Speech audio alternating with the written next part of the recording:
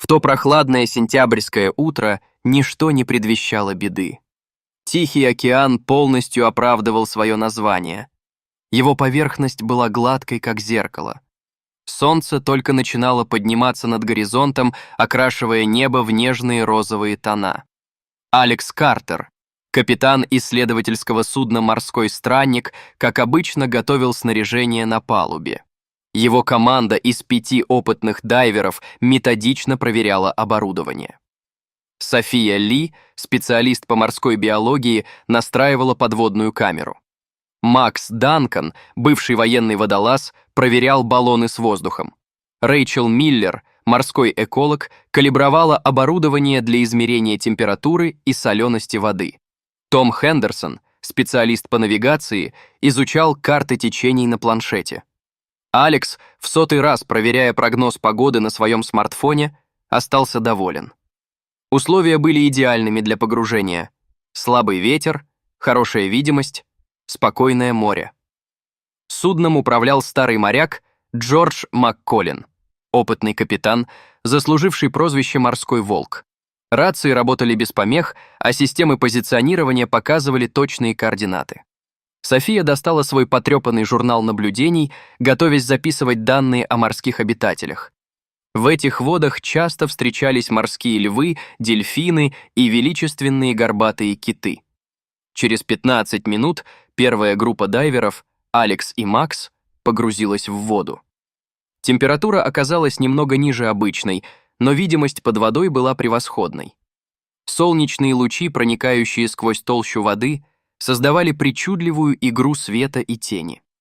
Исследователи планировали обследовать небольшой коралловый риф, расположенный примерно в миле от берега, который был частью их долгосрочного проекта.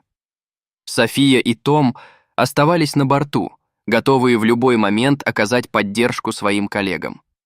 София, наблюдая за поверхностью воды в бинокль, заметила необычное волнение примерно в 300 метрах от судна. Сначала она подумала, что это выброс воды из дыхала кита, но что-то показалось ей странным. Она медленно сообщила об этом капитану МакКоллину. Судно осторожно направили к месту движения, соблюдая безопасную дистанцию. Рэйчел быстро достала гидрофон для записи подводных звуков. Через несколько минут они увидели огромного горбатого кита. Его поведение было странным. Вместо плавных грациозных движений кит двигался рывками, словно что-то мешало ему. Его дыхание казалось частым и прерывистым. София немедленно связалась с Алексом по подводной рации. Дайверы прервали свою обычную работу и осторожно направились к месту обнаружения кита. Они понимали, что приближаться к потенциально раненому животному такого размера крайне опасно. Тем временем на борту судна Рэйчел готовила спасательное оборудование, специальные ножи для резки веревок, подводные фонари повышенной мощности и страховочные тросы. Том связался с береговой охраной, чтобы сообщить о ситуации и запросить поддержку. Когда дайверы приблизились к киту, их сердца замерли. Перед ними было величественное создание, опутанное сложным переплетением рыболовных сетей, канатов и цепей. Массивный якорь, зацепившийся за сети, медленно тянул животное вниз. Алекс осторожно приблизился к голове кита, стараясь оставаться в его поле зрения. Он знал, что горбатые киты обладают отличным боковым зрением, и важно было, чтобы животное видело его приближение. Макс держался чуть позади, готовый в любой момент прийти на помощь. Когда их взгляды встретились, Алекс почувствовал, как по спине пробежал холодок. В огромных глазах кита читались боль и явная просьба о помощи. Животное слегка повернуло голову, словно пытаясь лучше рассмотреть странное существо перед собой. Алекс медленно поднял руку, показывая киту пустую ладонь. Этот жест, который он использовал при работе с дельфинами, оказался интуитивно понятным и для кита. Тот лишь слегка шевельнул плавниками, поддерживая положение в воде. На помощь прибыли София и Рэйчел с дополнительным оборудованием. Они начали методично фотографировать сети, чтобы лучше понять структуру этой смертельной ловушки. Том, оставшийся на борту, координировал действия команды и поддерживал связь с приближающимся судном береговой охраны. Первым делом нужно было определить наиболее опасные участки сетей. Макс занялся якорем, пытаясь понять, как лучше освободить его от сетей, не потревожив кита. Вес якоря составлял около 1,5 тонн. Рэйчел начала разрезать сети вокруг грудных плавников кита. Эта работа требовала особой осторожности, так как веревки глубоко впились в кожу животного. Каждый разрез она делала медленно, стараясь не задеть чувствительную кожу. Вскоре прибыло судно береговой охраны. На его борту находились ветеринар доктор Эмили Паркс и дополнительные спасатели. Они начали развертывать оборудование для подъема тяжелых предметов. Эмили спустилась под воду, чтобы оценить состояние кита. Она обнаружила глубокие раны, но ни одна из них не угрожала жизни животного. Команда разработала план действий.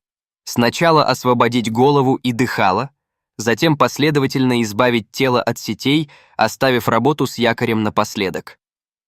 Алекс взял на себя сложную задачу извлечения веревок из пасти кита. Он медленно приблизился к голове, мягко разговаривая с животным через регулятор. Кит, казалось, понял его намерение.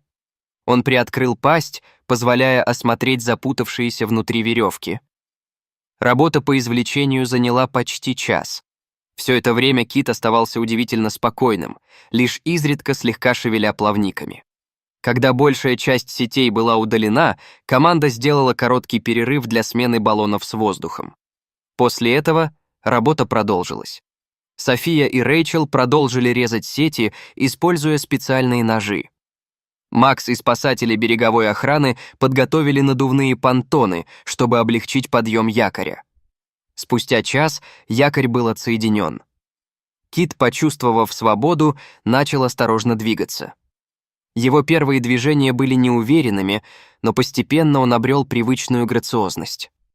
Затем произошло невероятное. Кит приблизился к Алексу и коснулся его своим огромным телом. Этот жест был настолько нежным, что все замерли от восхищения. Кит начал выполнять грациозные движения, словно танцуя в воде. София успела заснять эти моменты на камеру. Вечером команда наблюдала, как кит удаляется в северном направлении. Его движения были уверенными и целенаправленными. На закате морской странник отправился обратно к берегу. Команда провела разбор операции, обсудив каждый этап спасения. Через неделю поступило сообщение, что горбатого кита с характерными шрамами видели в северных водах. Он был здоров и вел себя как обычно. Эта история стала ярким примером того, как профессионализм, терпение и правильный подход могут привести к успешному разрешению даже самой сложной ситуации в океане. Каждый член команды вынес из этого опыта что-то важное для себя. И хотя прошло уже много времени, все участники той спасательной операции до сих пор с особым трепетом вспоминают взгляд кита, взгляд разумного существа, осознающего происходящее и способного испытывать благодарность к своим спасателям. Дорогие зрители, если вам понравилась эта история, обязательно поставьте палец вверх и поделитесь этим рассказом со своими друзьями. Если вы впервые на этом канале и еще не подписаны, рекомендую подписаться прямо сейчас, чтобы не пропустить очередную захватывающую историю.